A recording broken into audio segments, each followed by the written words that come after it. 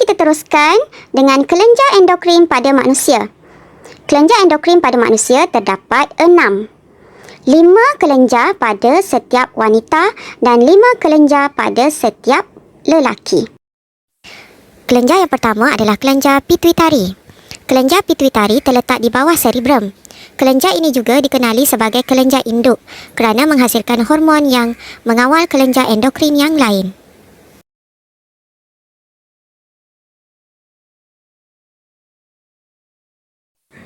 Kelenjar pituitari merembeskan hormon antidiuresis ADH yang berfungsi untuk mengawal kuantiti air yang diserap semula oleh ginjal. Kelenjar pituitari juga merembeskan hormon pertumbuhan yang merangsang pertumbuhan di peringkat kanak-kanak, mengekalkan komposisi badan yang sihat bagi orang dewasa dan juga mengekalkan jisim otot serta jisim tulang bagi orang dewasa.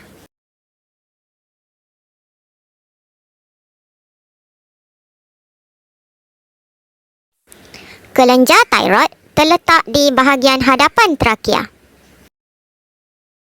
Kelenjar tiroid merembeskan hormon tiroksina yang berfungsi untuk mengawal kadar metabolisme badan dan mengawal pertumbuhan dan perkembangan fizikal dan mental dalam kanak-kanak.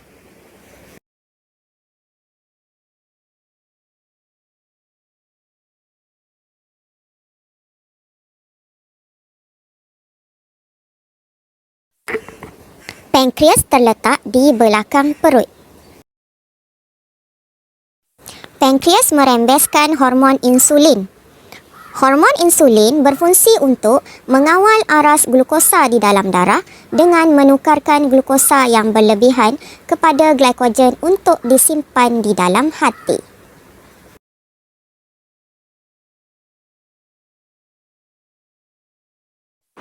Kelenjar adrenal terletak di bahagian atas ginjal. Kelenjar adrenal akan merembeskan hormon adrenalina yang berfungsi untuk menyediakan badan kita untuk bertindak balas dalam keadaan kecemasan, iaitu dengan meningkatkan kadar metabolisme, meningkatkan kadar denyutan jantung, meningkatkan aras glukosa di dalam darah dan juga membesarkan saiz anak mata. Jadi pelajar, kelenjar adrenal lah yang bertanggungjawab untuk membantu kamu menghadapi situasi bahaya atau kecemasan seperti yang diterangkan di awal video tadi. Testis terdapat pada lelaki. Lelaki mempunyai sepasang testis yang dilindungi oleh skrotum. Testis merembeskan hormon testosteron. Fungsinya adalah untuk mengawal perkembangan ciri-ciri seks sekunder lelaki seperti suara yang garau dan pertumbuhan misai, serta merangsang penghasilan sperma.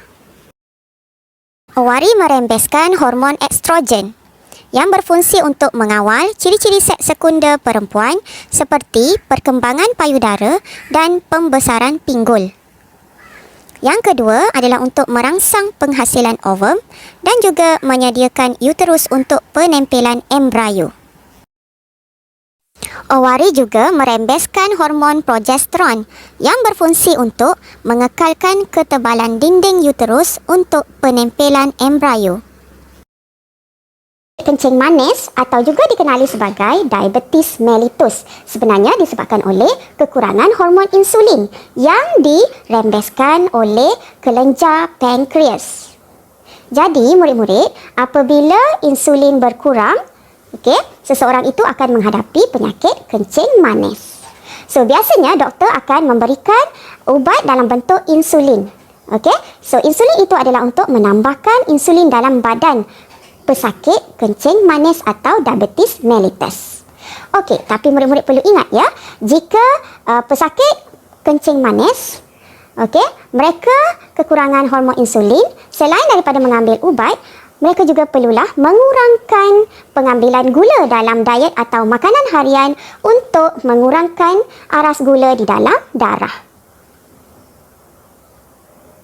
So, mari kita lihat apakah kesan ataupun penyakit yang akan dihadapi oleh seseorang jika mereka menghadapi kekurangan atau berlebihan hormon tertentu di dalam badan. Okey, mari kita teruskan pelajaran kita pada hari ini. Hormon insulin. Kekurangan hormon insulin akan menyebabkan glukosa berlebihan tidak dapat ditukar menjadi glykogen. Aras glukosa darah meningkat dan menyebabkan diabetes mellitus. Gambar foto menunjukkan suntikan insulin bagi pesakit diabetes. Kesan hormon insulin yang berlebihan akan menyebabkan aras glukosa rendah, hypoglycemia dan juga dahaga yang berlebihan. Mari kita bincangkan soalan